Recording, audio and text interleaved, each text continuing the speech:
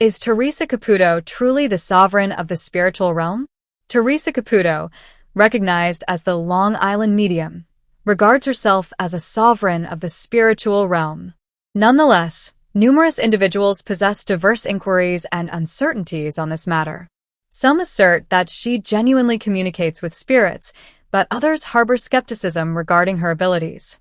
However, those who have conversed with her directly or attended her live performances harbor no uncertainty. They contend that Theresa possesses a unique ability to convey messages from the afterlife. Theresa stated, "Those who remain skeptical should attend my live show. You may not accept it unless you witness it firsthand. I do not wish to impose belief. I merely desire for individuals to encounter the truth themselves." For Theresa's admirers, it transcends mere entertainment. It is a spiritual journey. Theresa Caputo readjusted her signature bouffant hairstyle in the backstage mirror. The crowd outside intensified as the lights dimmed sufficiently to create suspense. It was yet another sold-out night of her Live Spirit Experience tour. However, this night felt distinct, electrified, as though an extraordinary event was imminent. Although she had frequently been referred to as the Queen of the Spiritual World, this evening she perceived herself more as a conduit of a divine mission than as an entertainer. Skeptics throughout had challenged her legitimacy. Critics characterized her readings as informed conjectures or astute maneuvers. However, for Theresa, this was never concerned with notoriety. It pertained to restoration. Upon her entrance onto the stage, the atmosphere became dense, resonating with spiritual force. She halted, allowing the vibrations to permeate her bones. Subsequently, she approached the platform's edge, her gaze surveying the assembly. A young man is approaching. His name begins with AD. He is presenting a motorcycle, she stated quietly. A gasp emanated from the rear of the audience. A middle-aged woman, with tears cascading down her cheeks, stood quaking. "That is my son, David. He perished in a motorcycle accident 2 years prior." Theresa's tone became gentler. "He desires for you to cease attributing blame to yourself. He asserts that it was not your responsibility. He is secure and remains in your vicinity." The audience was hushed. Even the doubters were rendered immobile. Her delivery possessed a sincerity, authenticity, and unsettling precision. A young journalist named Mia observed intently, notebook in hand. She had arrived from Chicago, certain in her intent to discredit Theresa definitively. However, an unsettling thought began to undermine her pessimism. The emotion present was genuine. It was tangible, authentic. Mia's father passed away 6 months prior. She had not informed anyone at the event and had not registered for a reading. Midway through the performance, Theresa's gaze fixated on her from the stage. "You, wearing the green jacket," Theresa stated. "Your father expresses pride in you and extends his forgiveness for your absence at the hospital." Mia perceived the floor as slanting. Her father had died while she was on duty overseas. The shame had consumed her entirely. Nevertheless, this unfamiliar individual has knowledge. Following the performance, Mia confronted Theresa backstage, her doubt precariously lingering. "What led you to that conclusion?" she inquired, her voice scarcely above a whisper. Theresa smiled softly. "I do not. Indeed, they do. I merely listen." Subsequently, Mia's article underwent a shift in focus. What was intended as an exposé transformed into a poignant reflection entitled, "The Night I Met the Queen of the Spiritual World." It gained widespread attention, not due to the irrefutable demonstration of Theresa's talents, but because it encapsulated something even more profound: hope. Theresa Caputo has never asserted that she is a prophet or a miracle worker. She did not impose belief. She merely urged individuals to embrace their emotions, to perceive, to sense, and to make their own choices. Nevertheless, it was intended to be the most joyous day of her existence. On a brisk October evening in a quaint barn in Saratoga Springs, 29-year-old Emily Gardner proclaimed "I do" to her sweetheart, Daniel Russo. Enveloped by fairy lights, companions, and the fragrance of apple blossoms, Their wedding was truly enchanting. They expressed joy through laughter, engaged in dance, shed tears, and vowed eternal commitment. However, eternity endured for hardly a few hours. Subsequently, calamity ensued that night. While en route to a quaint bed and breakfast for their honeymoon night, Daniel lost control of the vehicle on a rain-slick road. Emily endured. Daniel did not. For the subsequent 6 months, Emily was shattered. She was unable to sleep, unable to consume food. She struggled to breathe, acutely aware of Daniel's absence, which pierced her spirit like a blade. The bridal dress remained suspended in the closet, unblemished. The promises they exchanged echoed in her memory each night. In a state of desperation, Emily's closest friend enrolled her in a unique event in Long Island, a live reading with Theresa Caputo, the esteemed medium recognized for her extraordinary talent in linking individuals with their deceased relatives. Emily exhibited skepticism. A portion of her experienced shame. What if it were fabricated? What if she were pursuing illusions merely to alleviate the intolerable quiet left by Daniel? However, she departed. Within the theater, Theresa approached the stage, her distinctive platinum blonde hair and Jersey charisma captivating the audience. She paused, surveying the audience with a solemn demeanor. Subsequently, she ceased. I am receiving a young man who died abruptly in a vehicular accident shortly after a significant event. He is presenting a tuxedo to me. Was this associated with a wedding? Emily's heart sank. Theresa's gaze fixed onto her. You dear. Possessing long brown hair and a green scarf. Did you lose your husband following your wedding? Emily's eyes filled with tears. She acquiesced, rendered speechless. Theresa shut her eyes. He is present. He often states, inform her that I still perceive her. I remained by her side at all times. I grasped her hand despite the arrival of the sirens. He is presenting me with a ring. Did you place his ring on after his demise? I wear it on a chain, Emily said, extracting the necklace from beneath her sweater. He is aware. He claims you converse with him at night. He perceives everything, particularly while inquiring whether he had pain. Emily's tears flowed unrestrainedly now. He states, inform her that I felt nothing. One moment I grasped her hand, and the next I observed her weeping from the passenger seat. However, I did not experience fear. I was with her for the entire duration. The room was hushed, enveloped in the weight of the moment. Subsequently, Theresa exhibited a smile. He requests that I convey a particular message to you. He states, you rendered me a spouse. For even a brief while, you provided me with everything. I harbor no regrets except for having abandoned you. However, you constituted the most significant aspect of my existence. The audience grieved alongside her. Emily departed that evening not completely restored, yet no longer fragmented. She exited the theater enveloped by the warmth of Daniel's words, akin to a comforting blanket around her spirit. In the subsequent weeks, she commenced writing. A personal narrative. A homage. A farewell letter to the man who cherished her deeply, returning solely to bid her adieu.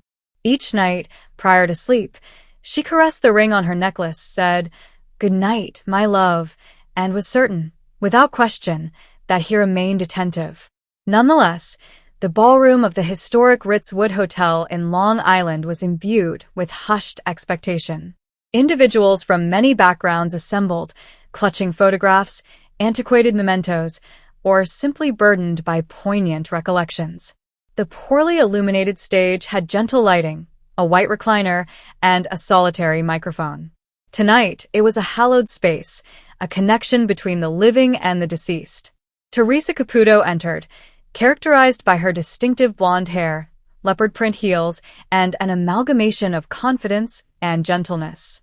The audience burst into applause. The Long Island medium has come. The spirit has been communicating since I entered the hotel, she stated, lifting a hand. They are unrestrained and vociferous this evening. While she ambled through the throng, her gaze fixated on a young woman in the third row, anxiously grasping a tattered denim jacket. "You there, dear," Theresa murmured softly. Did you lose your sibling in an automobile accident? The girl inhaled sharply and nodded, tears beginning to accumulate in her eyes. Affirmative indeed, I did. Jason. 3 years prior. Theresa halted momentarily, then smiled. He has accompanied you every day since that time. He expresses pride in your decision to return to college. The girl sprang into tears. I recently re-enrolled last month. I only disclosed this information to my mother. The room became completely hushed, a silence imbued with awe. Theresa stated, he desires for you to cease attributing blame to yourself for that altercation. He claims he was obstinate and was aware of your affection for him. The atmosphere in the room transformed. Individuals commenced weeping softly, with some embracing their neighbors. Theresa approached an older guy situated at the rear, who was holding a diminutive jewelry box in his lap. I continually hear the name Margaret, Theresa stated. The aroma of lavender. Does that hold any significance for you, sir? The man quaked. My spouse. She deceased last April. Lavender was her preferred fragrance. I occasionally spray it in the room to evoke a sense of closeness to her. She expresses gratitude. She stated, inform him that I am dancing once more, no more arthritis here. Theresa grinned. He wept while laughing. She had a passion for dancing, despite her knee pain. The evening was a cycle of restoration. Gradually, individuals rose. Doubters evolved into adherents. Theresa conveyed messages that were remarkably specific, the type that eluded conjecture. A woman got a note from her father, who had been uncommunicative throughout his final days, conveying remorse and affection. A teenage lad discovered that his grandmother, who died during the pandemic, had witnessed his graduation from the other side of the fence. The concluding message of the evening was the most significant. Theresa abruptly halted and gazed at the ceiling. A youthful spirit resides here, having recently departed. She states that her mother is present and expresses regret for not having the opportunity to bid farewell. A woman in her 40s emitted a lament from the corner. My daughter, Mia, passed away last month. Acute aneurysm. Theresa approached her, knelt, and gently remarked, she's grasping your hand. She is not experiencing discomfort. She claims to have seen the white frock, the one with which you interred her. She asserts that you selected the correct option. The mother wept, affirming, it was her favorite. I was uncertain. Theresa rested a delicate hand on her shoulder. She is aware. She perceived every measure of your affection. The audience remained silent, deeply moved.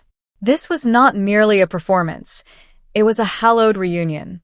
By the conclusion of the evening, individuals departed feeling unburdened, as though the imperceptible weight they had borne had been delicately alleviated. As Theresa gathered her belongings, her eyes glistened. They converse. We must simply listen. The night air outside the ballroom was tranquil, with stars twinkling overhead. And possibly beyond them, the spirits also grinned. Nonetheless, on a brisk Saturday afternoon in Long Island, Theresa Caputo was readying herself for a private reading at an enchanting countryside inn, where a bridal shower was taking place for 28-year-old Emily Russo. Emily's mother succumbed to breast cancer 5 years prior. Since that time, life has been irrevocably altered. Her mother, Angela, had served as her closest confidant, her guardian, and her mentor. While Emily organized her forthcoming wedding, she had a profound emptiness within her heart, one that no quantity of white dresses or cake tastings could alleviate. Emily's aunt, Maria, had clandestinely contacted Theresa Caputo weeks prior. She desired to provide Emily with a unique opportunity to experience her mother's presence on one of the most significant days of her life. While the guests enjoyed champagne and reminisced, Theresa discreetly entered the room. Her characteristic golden hair was as abundant as ever, and she displayed a lovely smile imbued with a knowing kindness. The chamber became quiet. Greetings, I am Theresa Caputo, she stated with a cordial gesture. I am a medium who communicates with spirits. I recognize that my arrival was unforeseen, yet I felt a compelling attraction to this place today. Emily gazed at her, perplexed, subsequently intrigued, and ultimately quite overwhelmed. Theresa gradually turned to face her.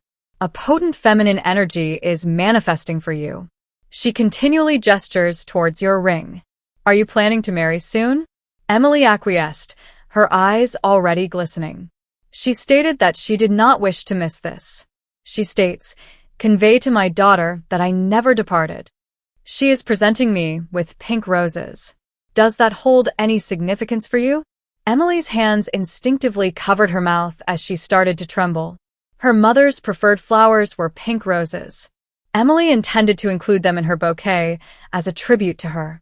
She mentioned that you gazed at your dress in the mirror and remarked, "I wish you were here to zip it up for me." She overheard you. She was adjacent to you. Emily wept uncontrollably. The room was silent, but for subdued sniffles. Even Theresa's voice became subdued, affected by the potency of the message. She wishes to convey that she will be present when you traverse the aisle. She will be the zephyr upon your cheek, the heat on your hand, the murmur in your ear proclaiming, "You are exquisite." All individuals were weeping at this moment. Theresa extended her hand and grasped Emily's hands. She takes pride in you. She is revealing your childhood, how you used to serenade her in the kitchen. She states that your laughter remains unchanged. Emily, amidst her tears, stated, "I sing that same song to myself when I long for her." Theresa acquiesced. She perceives you. The reading persisted for several additional minutes, replete with affirmations, personal recollections, and emotional restoration. Upon completion, Emily embraced Theresa fervently. "I feel as though I have encountered my mother once more," she murmured. Upon departing the inn, Theresa cast a backward glance at the bridal party and smiled. She understood the significance of her gift. It created a connection between two realms and provided solace in the permanence of love. Nonetheless, the morning in Hicksville, Long Island, was brisk and autumnal. Leaves crunched underfoot as Theresa Caputo entered her inviting reading room, the atmosphere infused with the aroma of cinnamon candles and fresh sage. Following a short summer intermission, the next season of her show was set to commence filming once more. However, on this occasion, there was a distinct sense of difference. The energy was transforming. More robust. Increased insistence. Theresa occupied her distinctive leopard print chair, her impeccably maintained blonde hair glistening under the illumination. She repositioned her bracelets and gazed directly at the camera. "An extraordinary event is imminent today. I sense it profoundly. The spirit is not permitting me any respite. A soul has been in anticipation for an extended period." The initial customer of the day was a 28-year-old schoolteacher named Laura, a reserved individual who had journeyed from Michigan accompanied by her elder brother, Tommy. Laura was reticent, with her arms crossed, apprehensive about the entire procedure. "I am uncertain of my belief in this," Laura said. "I have been experiencing dreams about my mother since her demise. There exists a music box that autonomously plays during the night. I believe I am losing my sanity." Theresa smiled softly. "No, dear, you are not insane. You possess heightened sensitivity to spiritual entities." Upon taking their seats, Theresa's expression altered. Her gaze constricted, and her demeanor became gentler. She rested a hand on her chest. "Oh my God, I am experiencing chills. Your mother is positioned directly behind you. She is presenting me with daisies while continuously singing a lullaby. It is gentle, reminiscent of her childhood lullabies spoken to you." Laura inhaled sharply. Her eyes filled with tears. She sang "You Are My Sunshine" each night prior to sleep. Theresa acquiesced. "That is all." She merely murmured it in my ear. "She is discussing the music box. It belonged to her, correct?" "Affirmative," Laura murmured. "It resided in her jewelry box. I retained it. The spirit accomplishes that. She is indicating her continued support for you. She wishes to discuss the incident." Suddenly, the atmosphere in the room became oppressive. Theresa inclined her body forward, grasping the table's edge. She states that you have been attributing blame to yourself. You believe that if you had not invited her to visit that weekend, she would not have been in that car. Laura experienced a breakdown. I instructed her to arrive early. She was not permitted to drive at night. I contemplated the possibility. She instructs to cease. She states that she made that decision due to her longing for you and her desire to surprise you. She is currently grasping your hand. She expresses, "Convey to my child that I cherish her more than life itself." Even Tommy, taciturn and doubtful, brushed away a tear. As the reading progressed, Theresa's bond intensified. She recounted recollections that Laura had not disclosed to anyone, such as the occasion when their mother remained awake all night creating a cake that ultimately crumbled, which they consumed with spoons notwithstanding. She imitated their mother's laughter, prompting Laura to laugh amidst her tears. However, just when they were on the verge of concluding, an unusual occurrence transpired. Theresa became immobile. Pause. Another individual is present. He is not associated with you. He is bound to me. The team fell silent. The temperature of the room decreased. Theresa murmured, "It is a young man in military attire. I am unfamiliar with him. However, he asserts, you assisted my mother 2 years prior. It is now my opportunity to assist you." The camera continued recording when Theresa abruptly rose, overcome with emotion. Her voice trembled. "I believe this season will be distinct. I believe I am on the verge of embarking on an adventure." Laura and Tommy departed with tranquility in their hearts, while Theresa remained solitary in her reading room long after their departure. She remained acutely aware of the soldier's presence. For the first time in an extended period, she was the one who needed a message. Greetings, esteemed viewers. Welcome to my channel. I am Mina, and I hope your day is going splendidly. If you like the video, please remember to subscribe to the channel.